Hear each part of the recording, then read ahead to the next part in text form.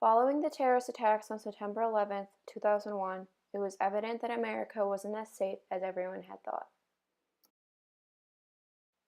It was clear that there needed to be security improvements and safety methods to ensure that nothing like this could happen again. The USA Patriot Act is an acronym for Uniting and Strengthening America by Providing Appropriate Tools Required to Intercept and Obstruct Terrorism, aka the Federal Crackdown on Terrorism. Written by Wisconsin Congressman Jim Sensenbrenner, the bill was 342 pages long, and many members of Congress admit that they did not even read it before voting. There was also very little opposition to it. The bill was signed on October 26, 2001. The law contains several provisions that gives law enforcement and safety officials the power to spy on suspects and monitor their activities.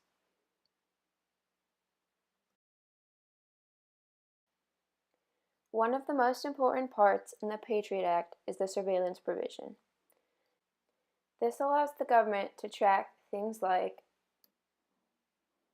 financial records, phone records, and even personal movement. Many people were upset about what the Patriot Act entailed.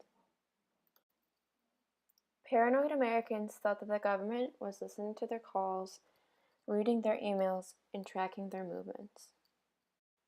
At the time, this seemed largely unrealistic, but in 2013, a CIA contractor named Edward Snowden leaked top-secret info from the NSA, proving they could track people's lives, and that they did. Government secrecy has been an issue in every society at one point or another. The Patriot Act adds to the great power of the government to sneak around.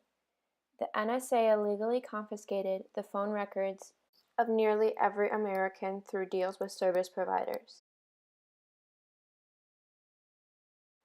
They also can request information from online companies like Facebook, whom are legally compelled to hand over any information requested. In reality, the majority of Americans have nothing to worry about. Though it debatedly violates privacy, the law is designed to find and stop terrorist threats and attacks. A serious question is rightfully asked when it comes to the debates of the Patriot Act. Does it work? The Washington Times did a story in 2009 on the effectiveness of the snooping powers of the Patriot Act.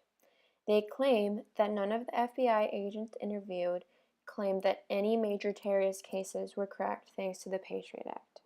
So the effectiveness of the Patriot Act has yet to be proved. The Patriot Act has been compared to other controversial documents in American history due to a construction of an enemy group. The Alien and Sedition Acts of 1798 placed restrictions on ethnicities and nationalities who could apply for American citizenship.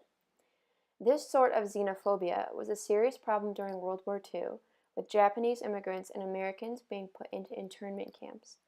Both of these events established an enemy based on cultural specifications, and in the Patriot Act's case, Muslims. There were a reported 481 hate crimes against Muslims post 9/11 in 2001 alone. In all of 2000, there was only 28. Terrorist attacks globally are actually on the incline. There were more terrorist attacks in 2015 than ever before, and also more deaths. The reason we do not hear about all of them is because many are small and independent of organized groups, but they are still acts of terror on society. Others, like the San Bernardino attack, were inspired by radical groups like ISIS. The shooters in this attack communicated via private messaging, something authorities would have needed a warrant to see. With no suspicion of the attack, there was no reason for anyone to see the messages. This shows the limitations of the Patriot Act and how there are many holes in the law.